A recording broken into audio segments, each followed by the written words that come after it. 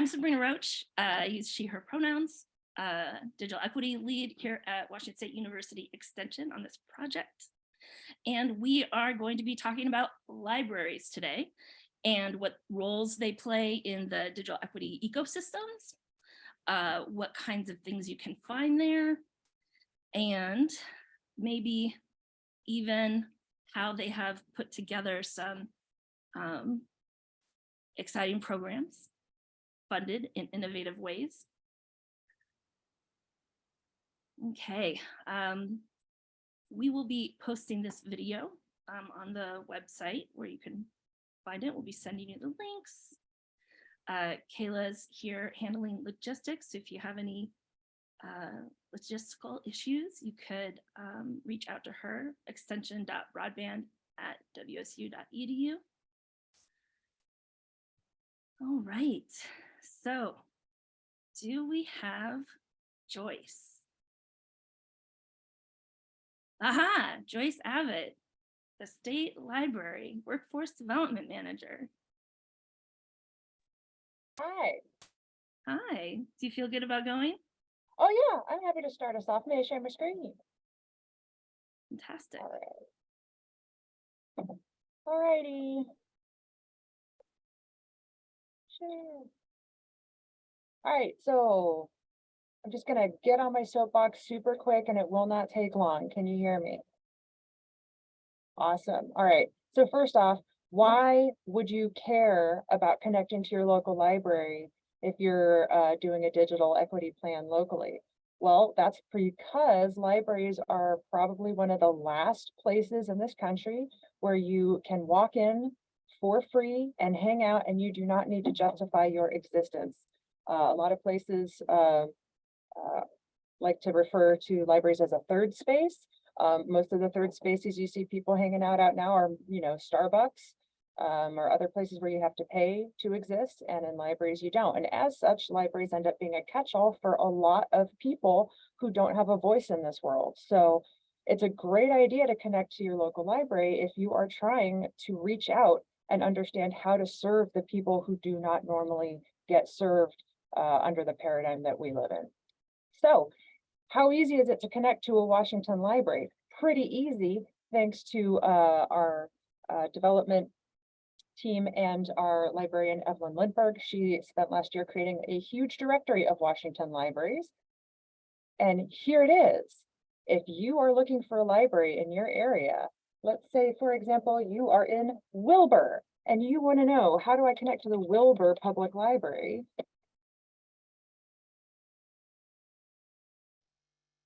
You're actually going to find out that while the town of Wilbur has a library, it's actually called the Heseltine Public Library. And here is a listing of all 6 people who work there.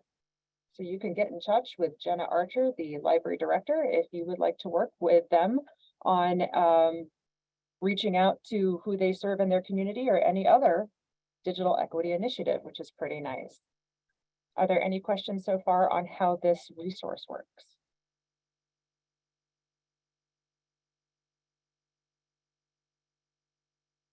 Awesome. She worked very hard on it. It's a beautiful resource. You can go in and say, I only want to look for the board members. I only want to look for library staff. You can decide that you only want to look at administration.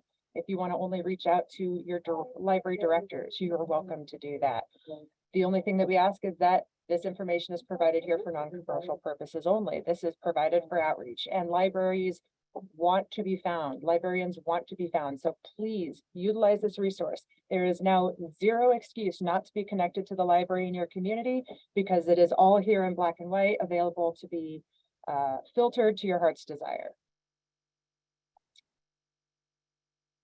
All right, and if for some reason you cannot connect to your library, there's an issue connecting to your library, maybe your library in the area is overwhelmed, look around at who else is doing equity work in your area. It's very specific to the area that you're in. So I did not pull a ton of links in here, but think about 211.org.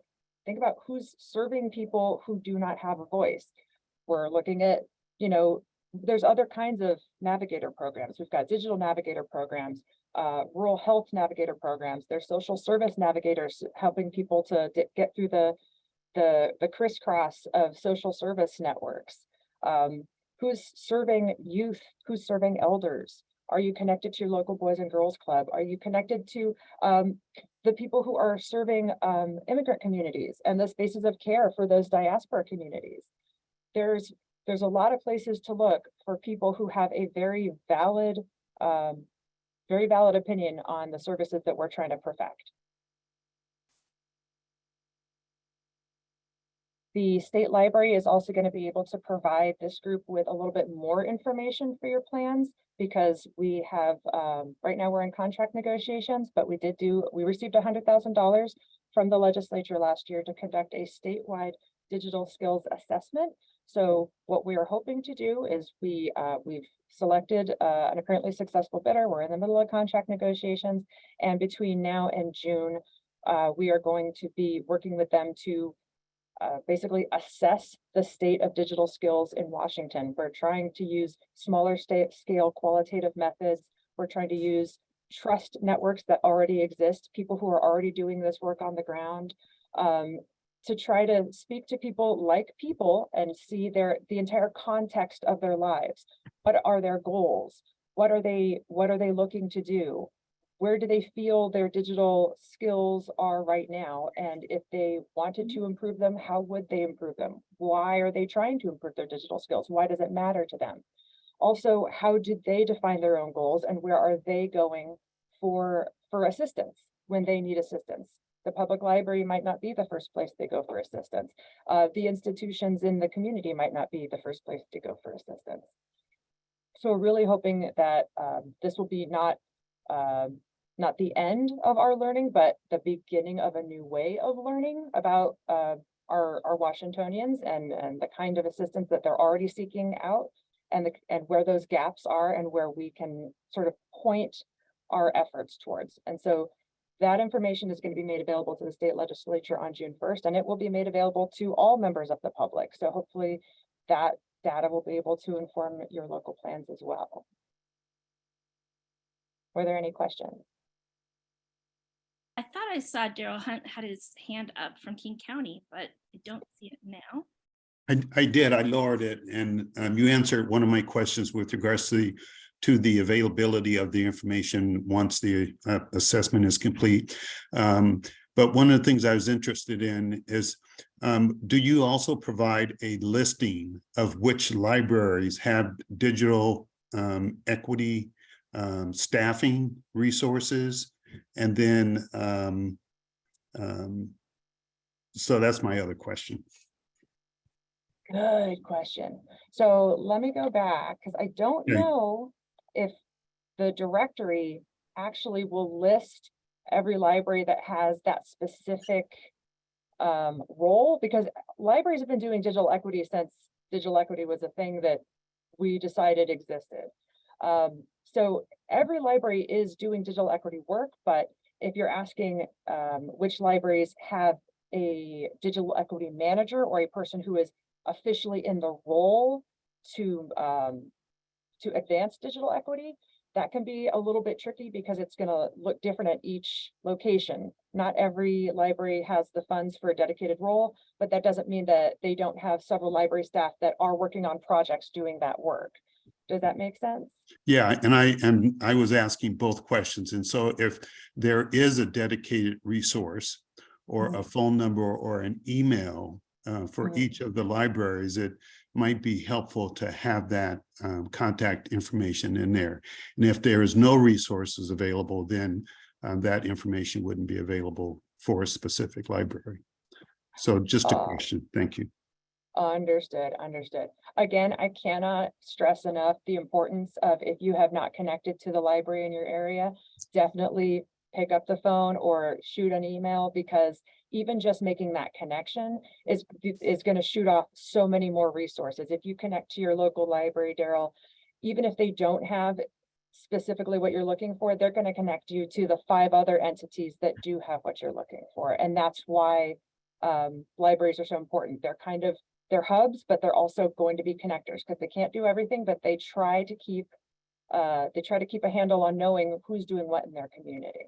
Yeah, and just one other point, I work a lot with the King County Library Systems, and they're independent from King County government. So I kind of have a good feel for what they're doing, but it's just if you're going to provide a resource that we could potentially use, it might be helpful to have some detailed contact information for each of the libraries.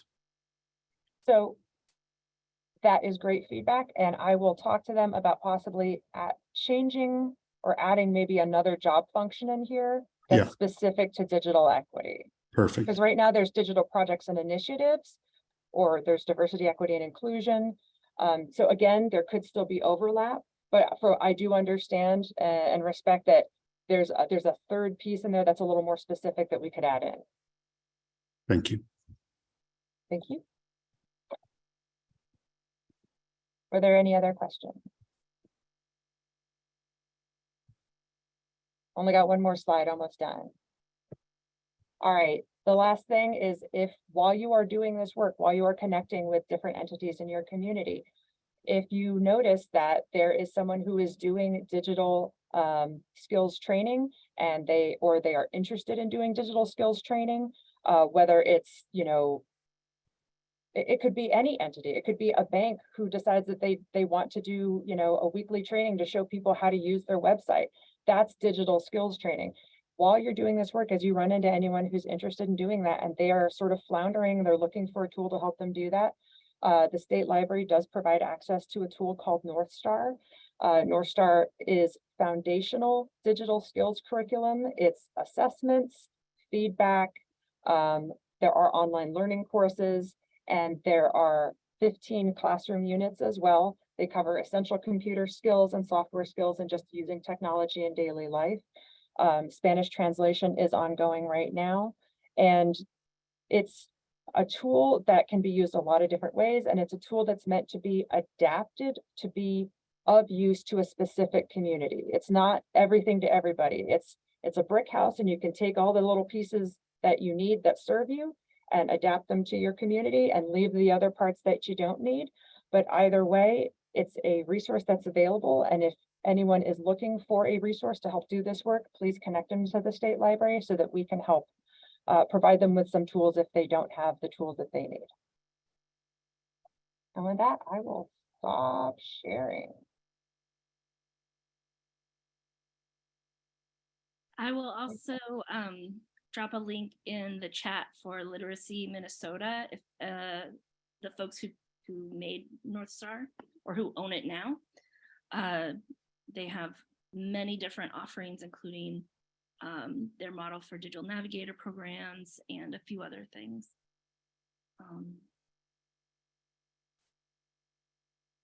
Fantastic. Okay, any questions for Joyce that didn't get answered?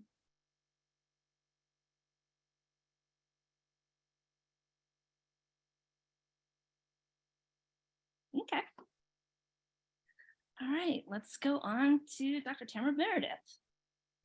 Thank you, and I am going to share my screen as well. Let me get myself set up here. And I'll look for head nods that everyone can see my screen. Yes, excellent, thank you. So I am Tamara Meredith. I am the director of the Jefferson County Library District up on the Olympic Peninsula. And what I'm going to share today is about 8 slides, just basic information about our Digital Equity Navigator position, the program that we've developed over the last few years. The description of the position is on the slide in front of you.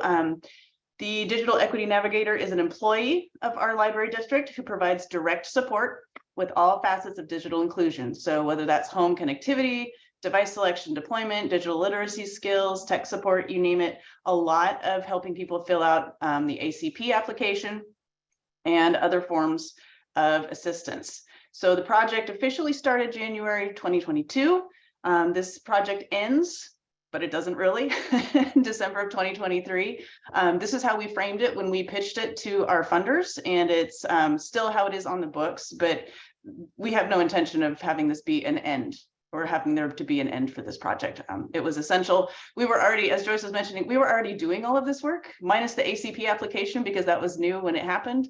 But these were things that our library district was already doing. Now we have it codified in a single job description, and it's just essential to our community, as you'll see.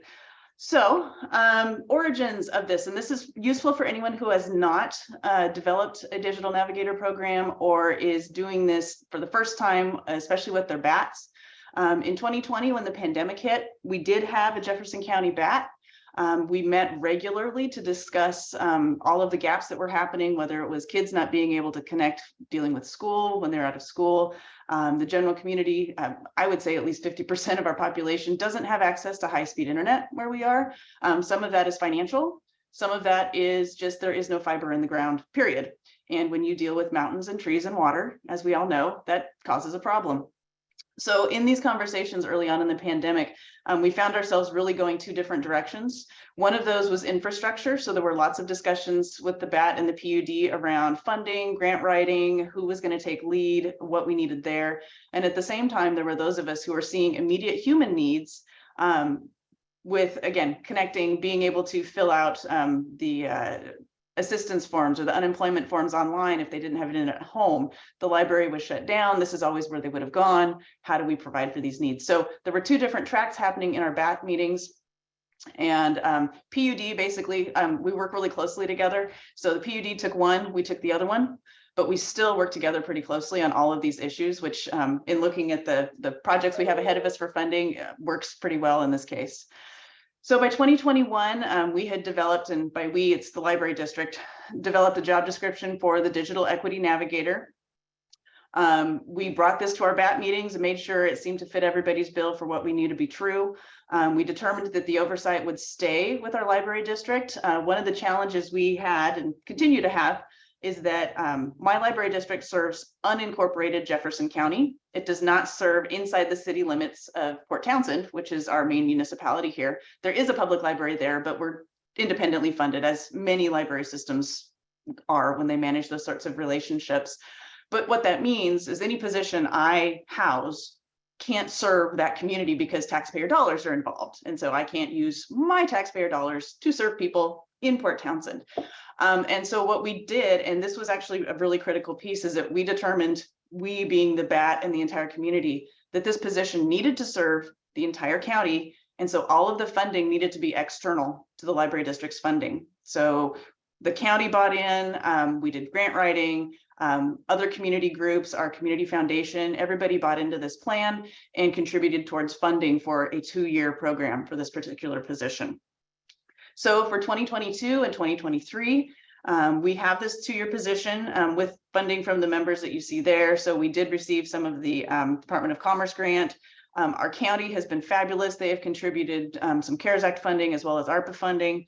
Our community foundation was the recipient of some leftover funding from a Connected Students initiative early on in the pandemic. And with all of those, we've cobbled together enough to cover our digital navigator. It is a single full-time position, salaries roughly 50 to 52 plus full benefits, plus we, pay for mileage, pay for cell phone, any technology needs along that. So it ends up being a pretty hefty chunk, but the community has really rallied around this being an essential piece.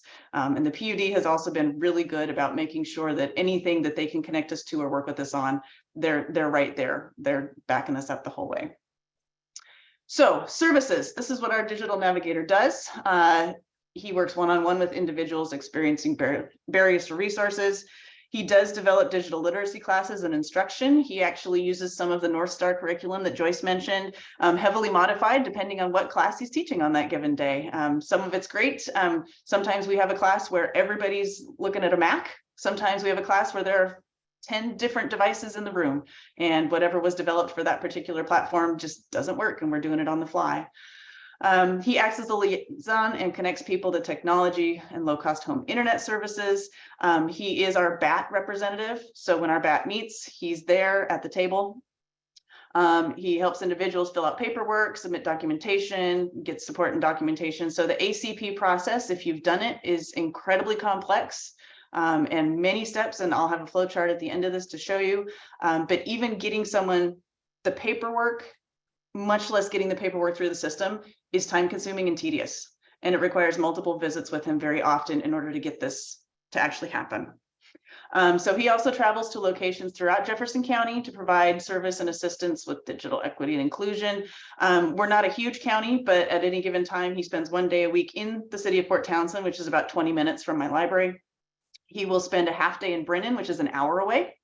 He spends another half day in Quilcene, which is about a half an hour away. So he's here in the library working and providing service about half of his time, and the other half is spent on the road going to other locations to serve those needs. It's a critical piece for us to have somebody who's out in the community in these rural areas and meeting the needs at the community center where the community is. Waiting for people to come to us doesn't work. So this is a big part of our position. General facts, he meets with roughly 35 to 40 patrons per month. Many of the visits are up to an hour or longer. Sometimes there are repeat visits, especially for ACP applications. I mentioned the locations that he actually goes out to provide service on the county. Again, multiple sessions can be required, affordable connectivity programs. Some people just give up. You know, he'll get them started, they'll get halfway through the paperwork and it requires yet another verification of something that they may or may not have. We're dealing with very vulnerable populations at times, and housing is insecure, and it's really hard for them to have some of those, you know, documentation that they need. So we do everything we can, but it's a process. And then we had already had a tech class, Tech Tuesday, and multiple staff here who provided one-on-one technology assistance.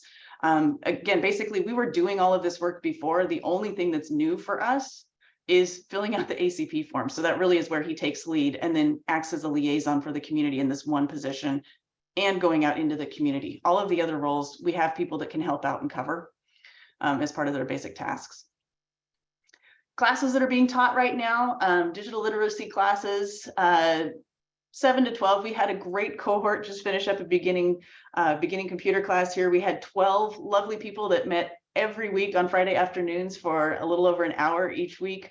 They were committed. Many of them, they had never touched a computer. They had never used a mouse, but they were there every single time learning, and they are coming back for the next round. We have a slightly fewer number of people at the Port Townsend Public Library, but it just seems to flex with who's available and what the schedule is. We're finding them to be very valuable. These are things that libraries did. I remember doing these classes in like the mid 2000s with basic computer classes, and it was a big thing. And then it kind of died out a little bit.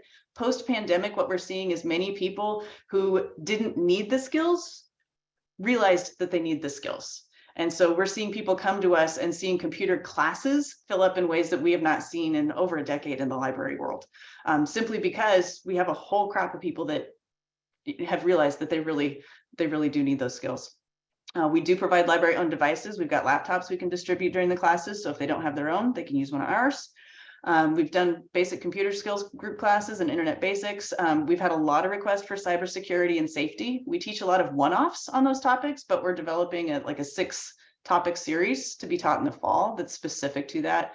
And then there are a few other North Star topics. Joyce was mentioning North Star that we're looking at right now for how we can carve some things out for requests that we've had.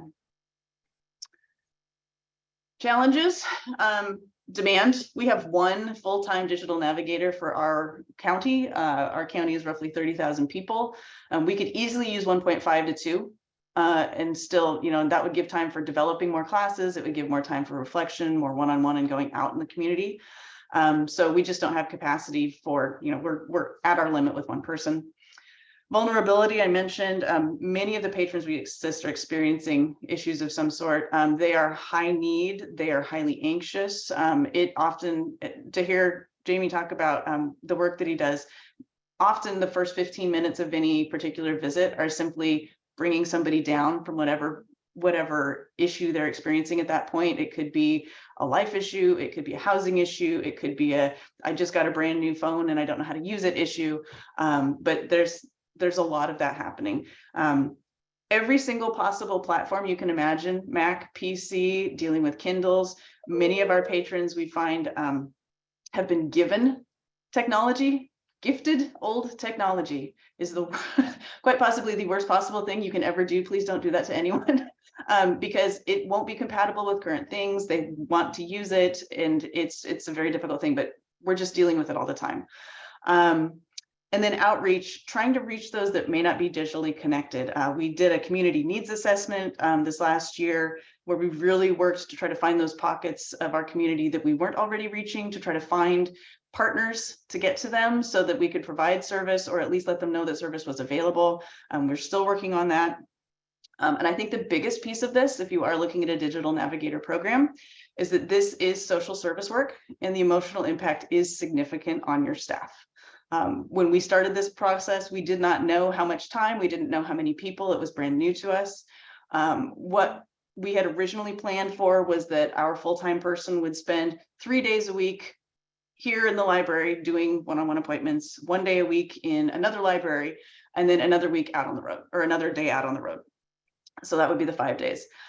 Within the first 6 months, it was evident that that was too much. It was way too much emotionally because each one of these hour-long visits was intensely emotional.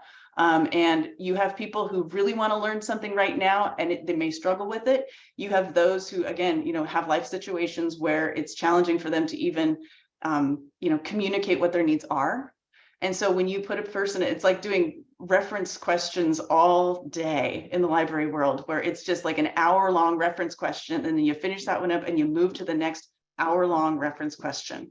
And it's not necessarily, they're not easy questions. And you're looking at different ways of conveying information to each person, because what worked with the first person doesn't work with the second person. And it could be the same topic because people are different. And so what we ended up doing is within the first 6 months, I pulled him out one day, and he now works as a librarian. He's a degreed librarian. He works on our bookmobile 1 day a week.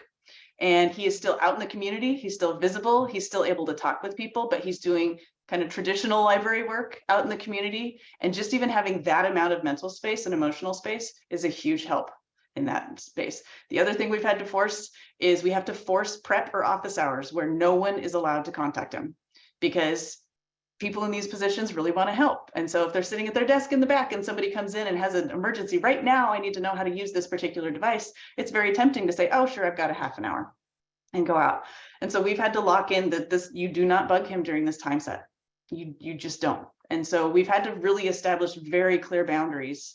And I think that's something that in the library world, we all learn to do because we do provide direct public assistance. And so it goes along with library work that way. But I can't stress enough how much that needs to be considered when you're developing a program and deploying it, is that particular piece. This is just a demonstration of what it takes to actually apply for the Affordable Connectivity Program.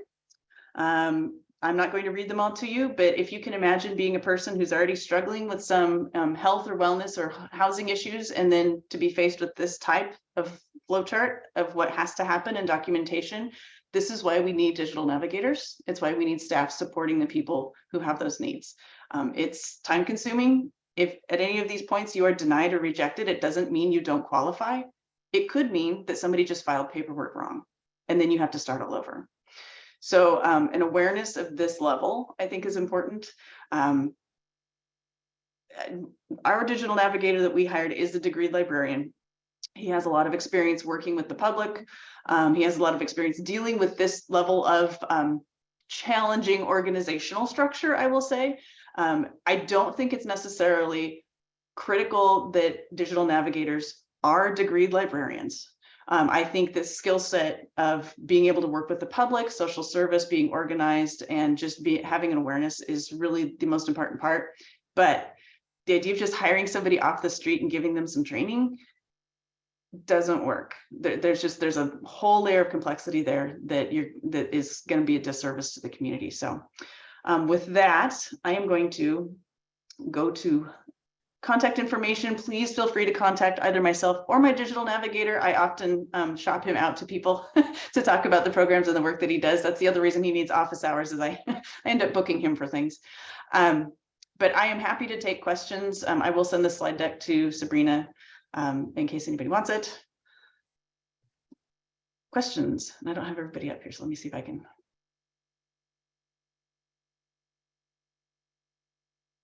If anything came up in the chat. there was just one question in the chat, Tamara, about the slide deck, and you just answered it saying Okay. you were sending that to Sabrina. Okay.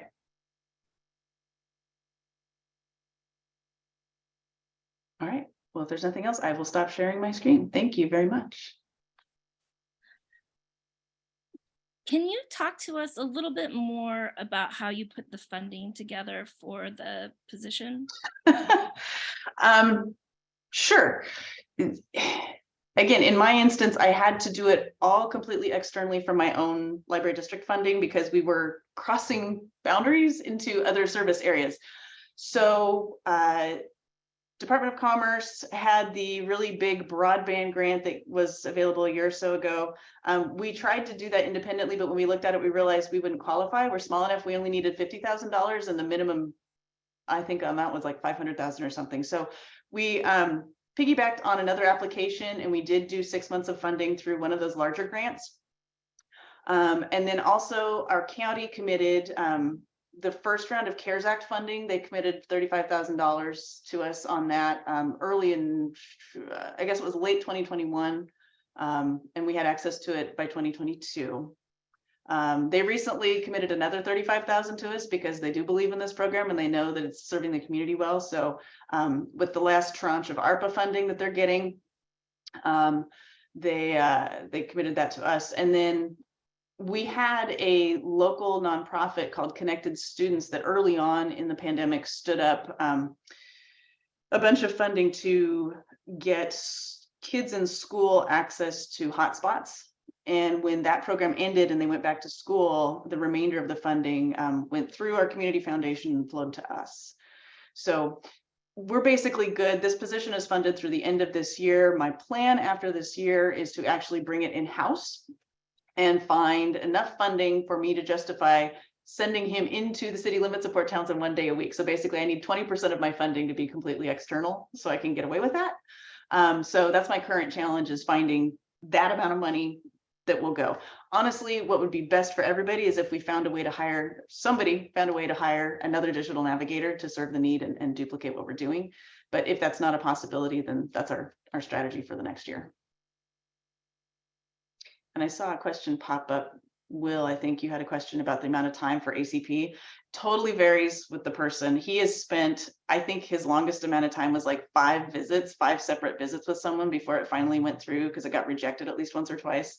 So that was probably at least 5 hours of just his time, much less the other person's time digging stuff up or submitting things. Average, I think he says, is around 3 visits. So I'm guessing, close to 3 hours at least.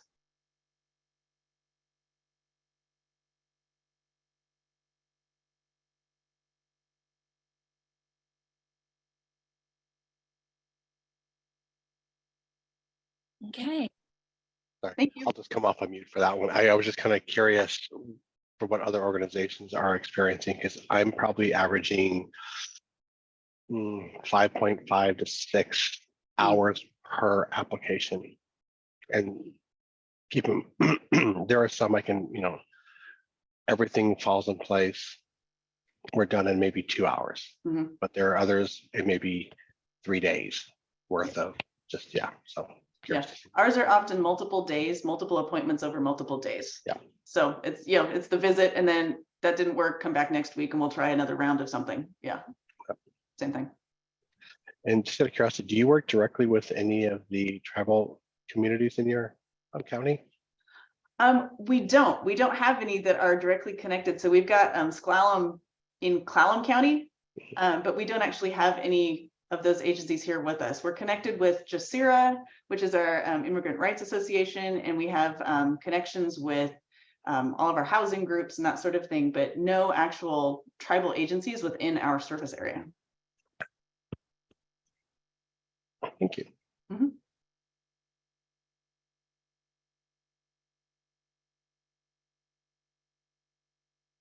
Okay, Annie. Thank you. Thank you, Tamara. Boy, that's a presentation to follow. Thank you so much. Excellent. Can you guys hear me okay? My headphones were having a bit of an issue earlier today. Okay. My name's Annie Sersky, and I'm with Learn Design Apply, and we're helping the WSU Extension Broadband team for communities going through their digital equity and broadband planning right now. And so as we go through that process, BATS, broadband action teams, and also tribal broadband planning groups are going to be sending surveys to local community groups to gain input on what existing digital equity or inclusion efforts look like, or assets, as well as broadband needs. I think for those who are familiar with the WSU workbook, those are often worksheets number 9 and number 14. I think we're in the registration details for today.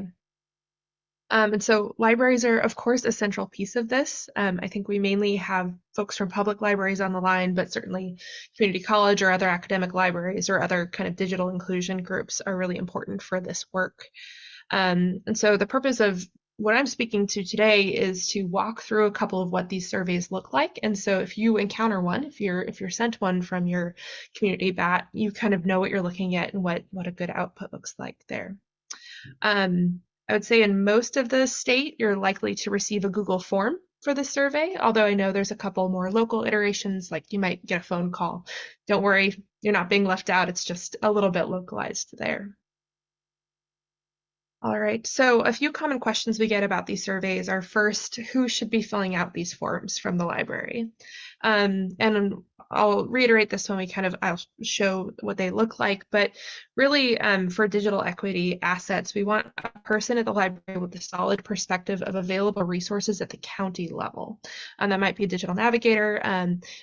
Not all libraries are the same in Washington state. So if you have a county or municipal library system, that person should have a county view or like the localized view. For a more regional system, it can be handy to think about the largest branch in a particular county that might be able to provide a kind of broader view as well. I know that can be a challenge in rural areas. As to worksheet number 9, which we'll share, that's a little bit more about broadband challenges. So someone with an operational perspective, perhaps on what carrier you're using, would probably be best suited to fill that out. Another question we get is, how long does it take to fill these out? It depends on how much detail you want to give, but generally we see about 15 to 20 minutes. Most questions are not required to allow for some flexibility. We know this isn't one size fits all. When does this form need to fill out? This varies again a little bit by community, but for the digital equity and broadband planning that's happening right now, that's looking to be put together by June, we're encouraging a lot of that data collection by mid-April. And so you will if you haven't already received a survey, you're likely going to be seeing one soon. And then a question we get is, what's in it for libraries? Well, as key actors in digital equity, I think this is a great way to contribute directly to community planning and resources. We literally want to make sure these digital assets are on the map that are being created by BATS and local tribal groups. And if your library is not already part of your local broadband action team or any group that's doing some of this planning work, we definitely recommend you reach out and get involved if that's something you have capacity for. And I think Sabrina might be able to help connect folks to the right teams. All right.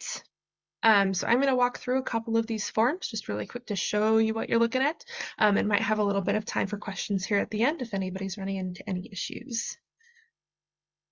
So the first survey that you might see relates to worksheet number 9.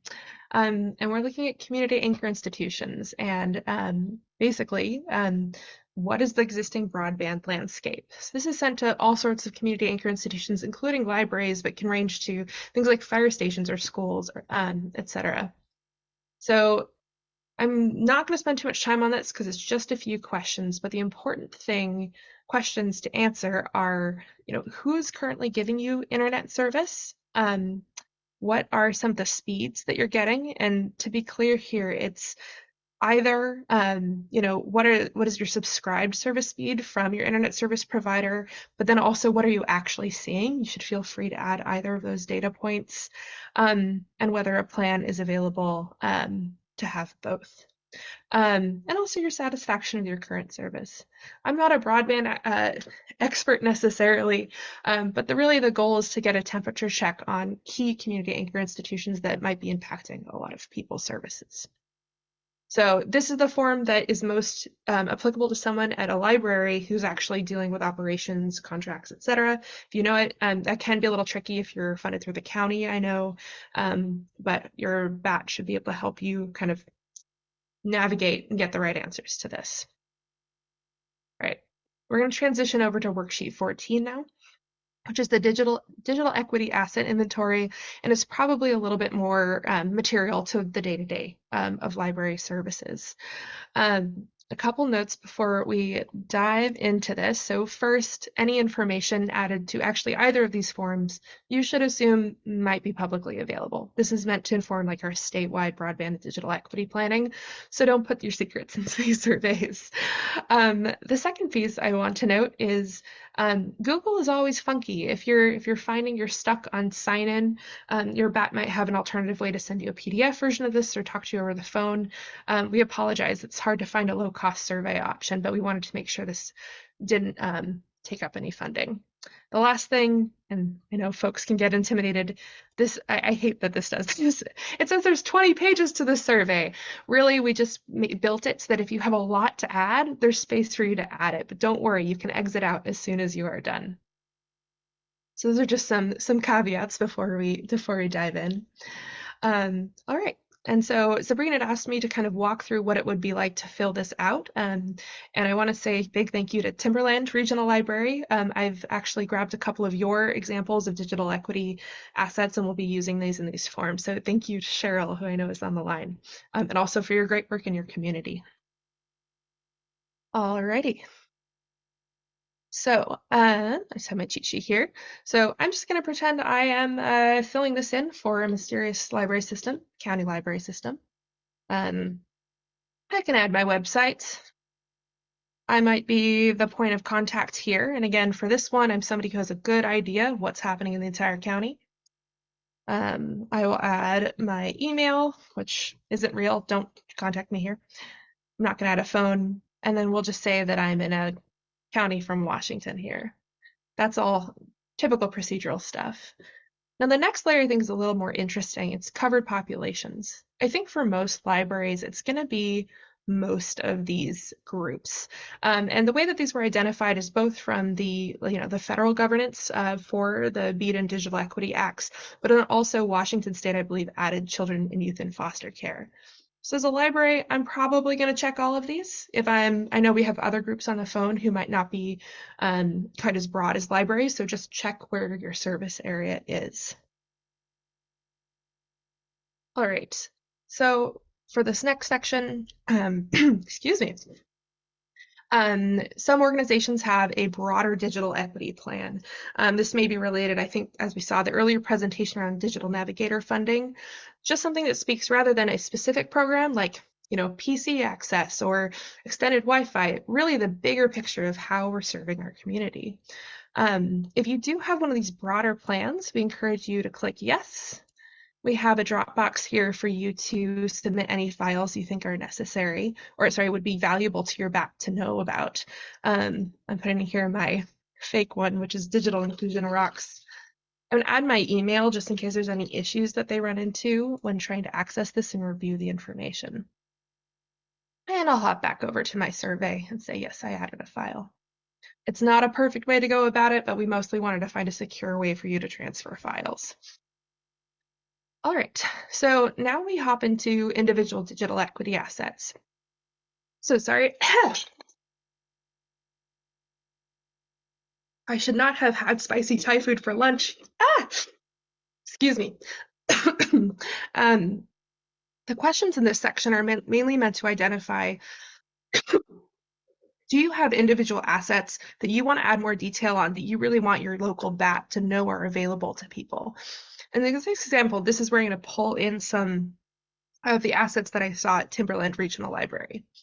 So I'll say yes. If you say no, you can go ahead and exit out of the survey. All right.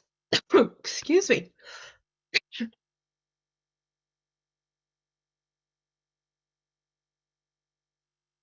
Pardon me, what fun.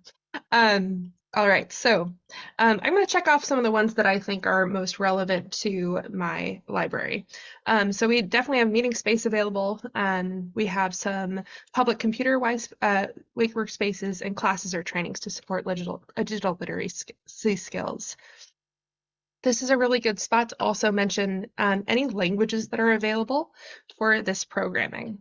The reason we have you do it up here is we don't want you to have to repeat it again and again as we go. So if you do have only certain programs available in certain languages, go add that detail later. But generally what we find is many of these resources are available to a certain number of languages, at a wider level.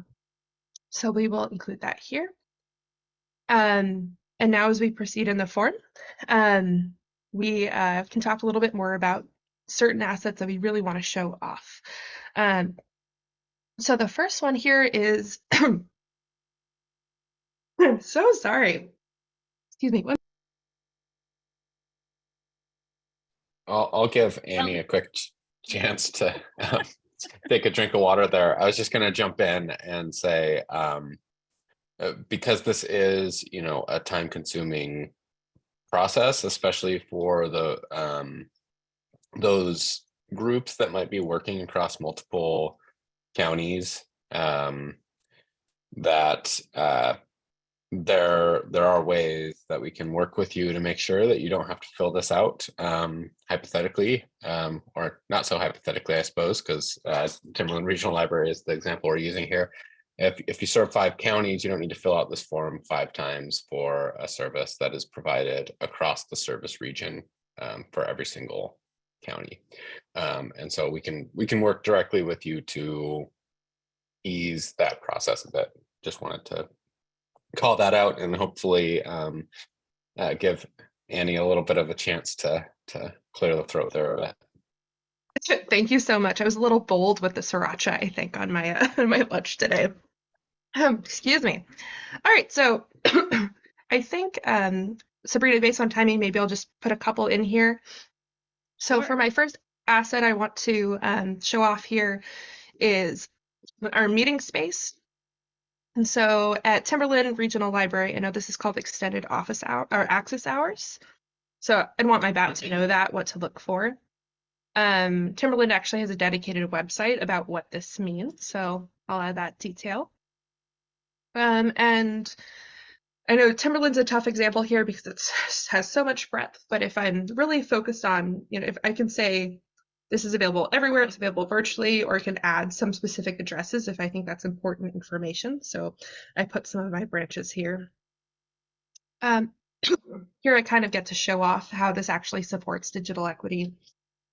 And so I'm once again stealing Timberland's examples of how this works and who it's accessible to. And I don't think on this one we have any additional details.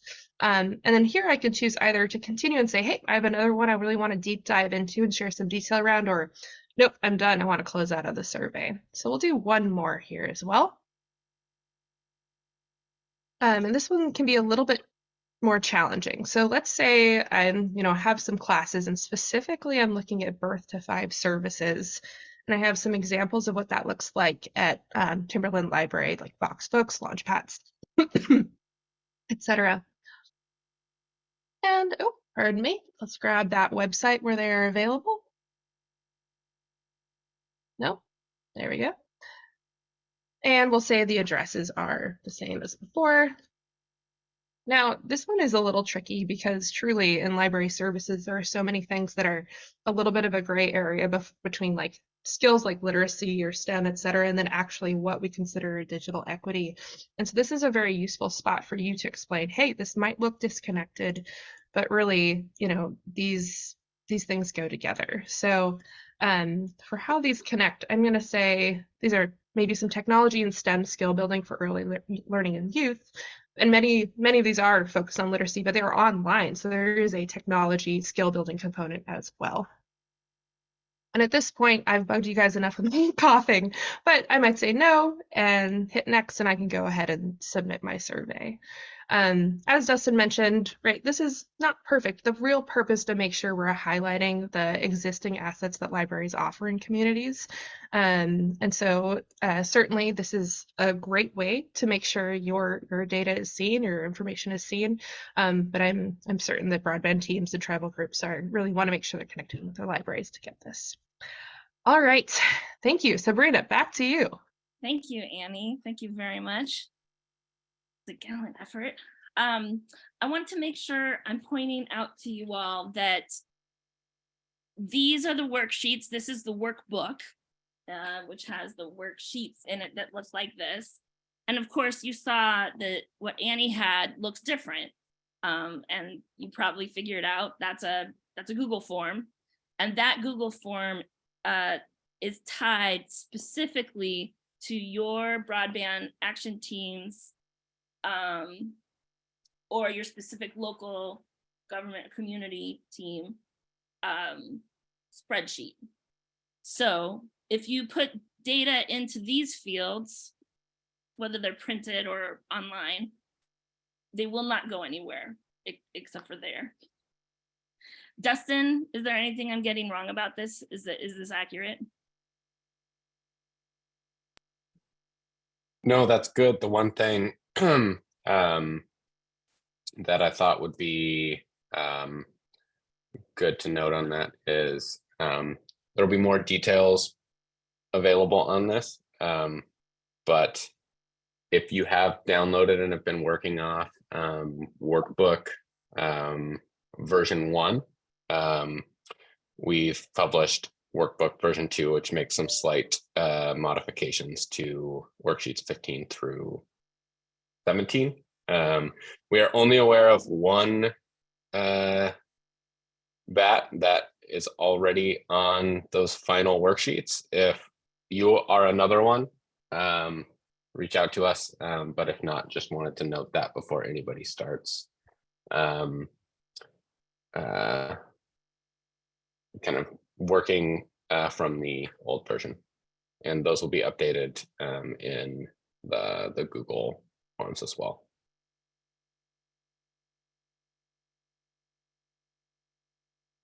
I think we've got a question from Will Booth and then Deborah.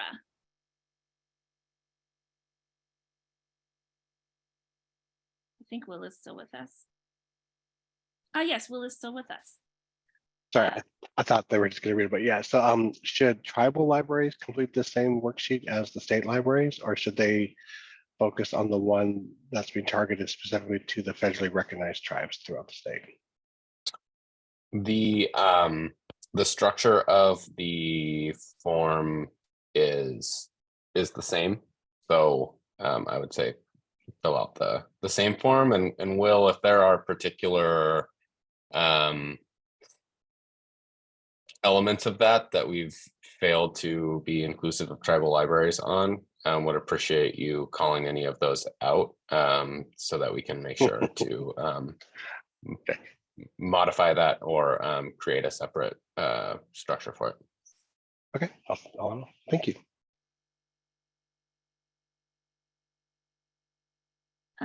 Deborah and then Tamara, and then Brandon, I'm trying to find your question. If you can repost it. Go for it, Deborah. Oh, thanks. I just wanted to clarify, the version 2 workbook is the PDF version, or is the new workbook the online version that is given to every BAT? Are they both updated, or just the workbook that's on the website? Sorry, I was reading the question. Can you say that again, Claire? Sure. Deborah? Yeah, no, that's fine.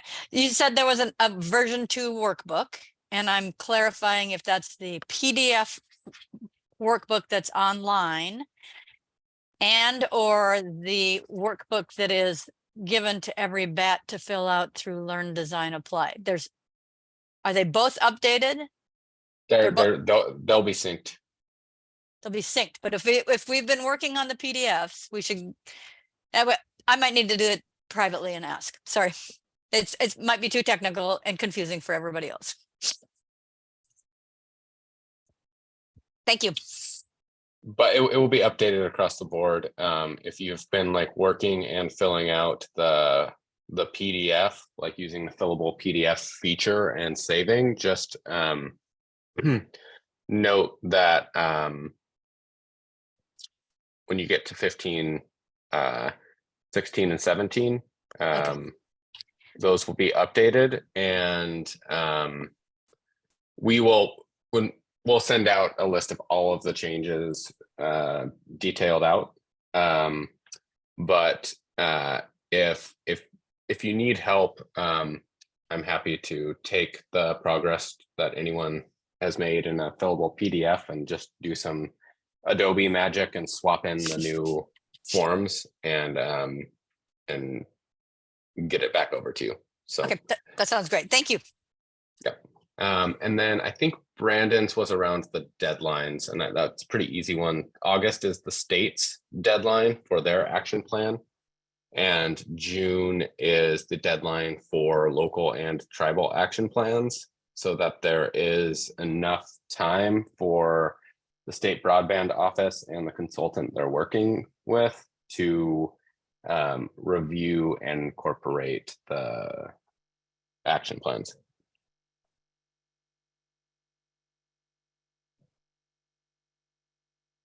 And that's June 14th, 15th, or 16th? 14th. 14th. Got it. Thank you.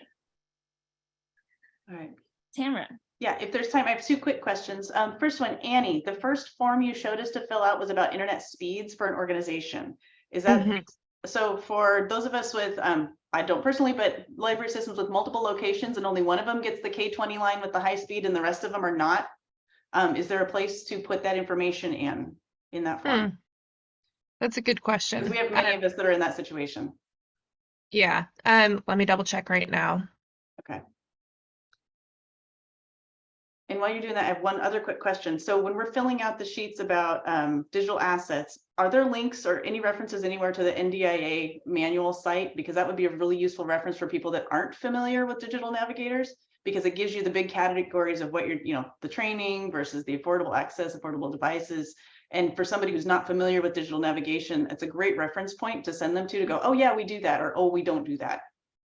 Yeah, that's a good call. I know that the digital equity one is based on NDIA's form for like assessing digital equity, but I think adding the link could be useful for folks who just don't use the terms.